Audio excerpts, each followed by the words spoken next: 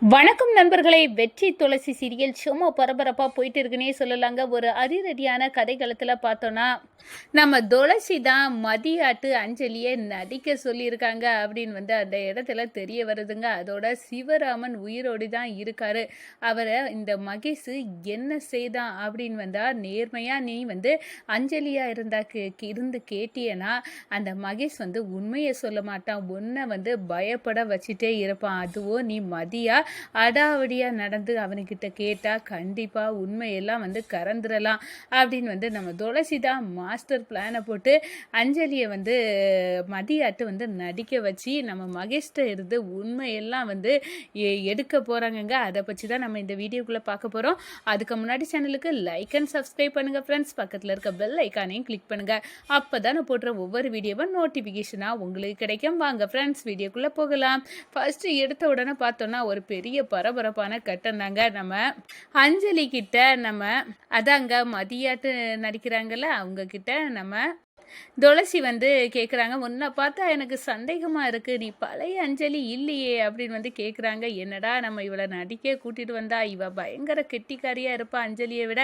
இந்த துளசி இவளுக்கு ஆன்சர் பண்ணதுக்குள்ளே நம்ம ஒரு வழியாக ஆயிரும் போல் இருக்கே அப்படின்னு நினைக்கிறாங்க. மகேஷ் பக்கத்தில் இருந்து ஏன் நீ கேட்டனா, உனக்கு பாவக்காய்னா அவ்வளோ பிடிக்கும், ஆனால் இப்போ நீ பாவக்காயை கண்டாலே வேண்டான்னு சொல்கிறா. நீ பழைய அஞ்சலி இல்லை யாங்கா, நான் உன்னோட கூட பிறந்த தங்கச்சி. அதுக்கு பிறகு நீ எதுக்குக்கா என் மேலே இப்படி சந்தேகப்படுறா அப்படின்னு கேட்குறாங்க. இல்லை உனக்கு கேசவன் அந்த ரகு இவங்களெல்லாம் பற்றி கேட்டால் உனக்கு தெரியாதது மாதிரியே நீ ரியாக்ஷன் கொடுக்குறியா, அதுதான் அப்படின்னு அந்த இடத்துல மகேஷ் முன்னாடி கேட்குறாங்க. மகேஷ் என்ன இவ நம்மளை வசமாக நம்ம இவளை கூட்டிகிட்டு வந்ததெல்லாம் சொல்லி மாட்டி விட போறா அப்படின்னு கையை காட்டி நீ போயிரு, அப்படி இங்கே இருந்தால் சிக்கிக்கிடுவேன் அப்படின்னு கண்ணை காட்டுறாங்க. அதோட நம்ம அஞ்சலி மதியாட்டு நடிக்கவங்க அப்படி போயிடறாங்க. மகேஷ் இல்லாத நேரத்தில் சந்திச்சு நம்ம அஞ்சலி கிட்ட நம்ம துளசி சொல்கிறாங்க, நீ சரியாக செய்த, நான் சொல்லது மாதிரி செய்து நம்ம அப்பாவை இந்த பாடுபடுத்தி அப்பாவை கஷ்டப்படுத்தினவனுக்கு நம்ம சரியான பதிலடி கொடுக்கணும்னா நீ மதியாட்டு இருந்து அவனை அடாவடி பண்ணி ஒரு வழி பண்ணணும் அப்படின்னு அந்த இடத்துல சொல்லுறாங்க. சரியாக்கா, நான் நீ சாதாரண அஞ்சலியாக இருந்தால் இந்த மனுஷன் என்னை சுற்றி 1000 கேமராயை வச்சு நான் என்ன பண்ணுறேன் அது பண்ணுறேன்னு வேவு பார்த்து எந்த நேரமும் எனக்கு ஆப்பு வச்சுக்கிட்டே இருப்பான். ஆனால் இப்போ நான் அடிக்கிற அடியில் அவன் தலை தரித்து ஓடணுங்க்கா, அதுக்கு நான் இந்த மதி கேரக்டர் தான் கரெக்டு. அதுவும் இல்லாமல் இப்போ எனக்கு பிடிச்சி போச்சு. ஆனால் நம்ம 2 பேர்த்துக்கும் சந்தேகம் நம்ம 2 பேரும் நடிச்சிட்டு இருக்கோம் அப்படின்னு சந்தேகம் வந்துடக்கூடாது. அதனால் நான் கேர்ஃபுல்லாக இருக்கணும். நீ நான் பழைய அஞ்சலினி என்கிட்ட மகேஷ்கிட்ட சந்தேகம் வராதபடி நீ என்கிட்ட அப்படி கொஸ்டின் கேட்டு அவனையே அடிகலங்க வைக்கணும் அப்படின்னு அந்த இடத்துல சொல்லுறாங்க. நம்ம அஞ்சலி நான் அப்படிதான் கேட்பேன், நம்ம அப்பாவை இந்த பாடுபடுத்தினவனை விடக்கூடாது அப்படின்னு அந்த இடத்துல சொல்றாங்க நம்ம துளசி.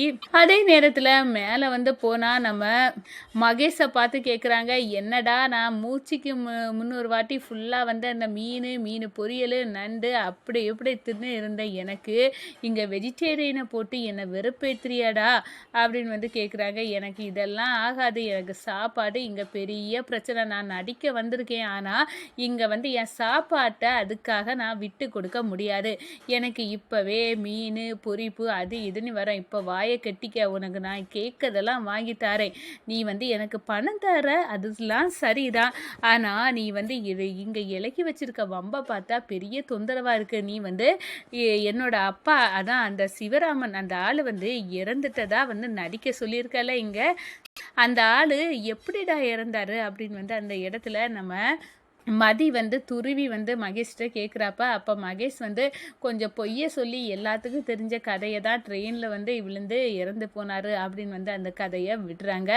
இதில் என்னமோ தப்பாக இருக்குயா, நீ எதுக்காக நீ அந்த ஆளை செய்து இப்படி செய்கிறவங்களை எல்லாம் நீ கண்டுபிடிச்சி வெளுக்கக்கூடாது, ஏன் நீ இதெல்லாம் விட்ட அப்படின்னு கேட்க நேரம் எனக்கு இந்த கம்பெனி வேலையை கவனிச்சிக்கதே சரியாக இருக்குது, எதுக்கு தேவையில்லாமல் அதெல்லாம் போட்டு விசாரிக்கிறதுக்குன்னு தான் விட்டுட்டேன், இதெல்லாம் தப்பாக இருக்குது. ஒரு நல்ல மருமகனுக்கு அழகு நம்ம மாமனாரை வந்து இப்படி பண்ணவங்கள விடக்கூடாதுல்ல அப்படின்னு வந்து அந்த இடத்துல சொல்லுறாங்க. இதெல்லாம் கேட்டுக்கிட்டு நம்ம மகேஷோட முகம் வந்து மாறுது.